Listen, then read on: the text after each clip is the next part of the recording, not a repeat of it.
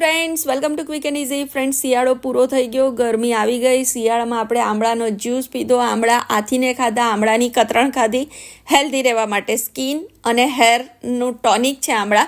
તો હવે એ આમળાને આપણે આખું વરસ કેવી રીતે લઈ શકીએ, તો બસ એના માટે જ મેં આજે આમળાનો છુંદો બનાવ્યો છે. અને એ બિગનર્સ પણ બનાવી શકે એટલી ઇઝી મેથડથી મેં બનાવ્યો છે. તો એના માટે મેં 500 ગ્રામ આમળા લીધા. આમળા આવા ફ્રેશને સરસ લેવાના, અને જ્યારે તમે બજારમાંથી લાવો ને પછી લગભગ બીજે દિવસ એનું અથાણું બનાવવાનું, 4-5 દિવસ મૂકી રાખીને પછી નહીં. સૌથી પહેલાં તમારે આમળાને ધોઈ ચોખ્ખા કરી અને આવી રીતે સ્ટીમ કરવાના છે. સ્ટીમમાં પાણીમાં નથી બાફવાના, આવા કોરા બાફવાના છે. બસ 8 થી 10 minute medium two high flame ઉપર તમારે એને બાફી લેવાના છે. 10 મિનિટમાં એકદમ સરસ બફાઈ જશે.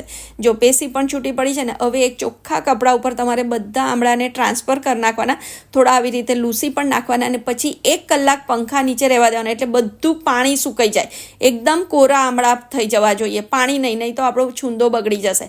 હવે 1 કલાક પછી આવી રીતે બધી પેસી છૂટી પાડવાની. તમે છીણી પણ શકો, પણ આ બહુ સરસ થાય છે. અને પછી એને ફરી એ પેસીને પણ 10-1 મિનિટ પંખા નીચે રહેવા દેવાની, એટલે આપણી આ આમળા એકદમ કોરા થઈ જાય.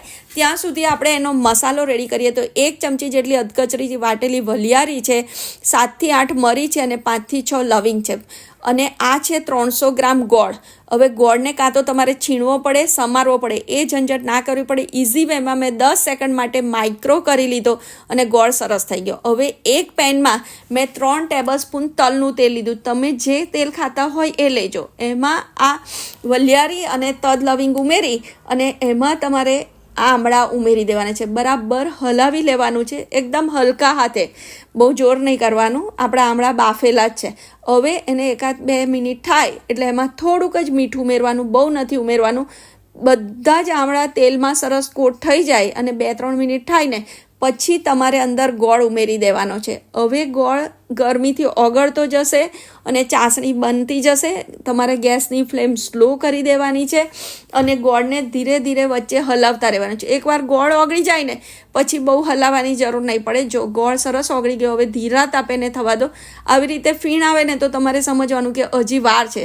જ્યારે એકદમ કમ્પ્લીટ રેડી થઈ જશે ને તો આ બધું ફીણ ગાયબ થઈ જશે ને એકદમ સરસ તમારો છુંદો થશે. તમને થશે આ બહુ લિક્વિડ છે, પણ નહીં થાય. હવે એમાં 1 ટેબલસ્પૂન જેટલું મેં કાશ્મીરી મરચું ઉમેર્યું છે. બીજો કોઈ જ મસાલો નહીં. ટેસ્ટ વાઇઝ બહુ જ સરસ લાગશે. અને જો હવે એને તમારે 2 કલાક ઠંડો પડવા દેવાનો છે. તમે 2 કલાક પછી જોજો એકદમ કમ્પ્લીટ થઈ જશે.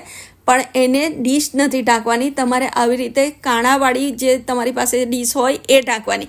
કેમ, પેલી ડીશ ઢાંકશો તો અંદર વરાળ થશે ને પાણી પડશે ને છુંદો બગડી જશે. આમાં વરાળ નહીં થાય, વરાળ ઉડી જશે.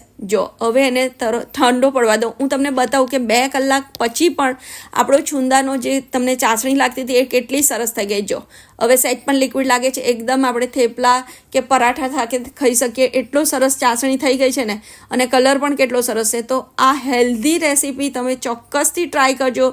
તમારા ફ્રેન્ડ સાથે શેર કરજો, મારી ચેનલને સબસ્ક્રાઈબ કરજો. અને જો તમને આ હેલ્ધી રેસીપી ગમી હોય ને તો ટ્રાય ચોક્કસ કરજો. Thank you very much.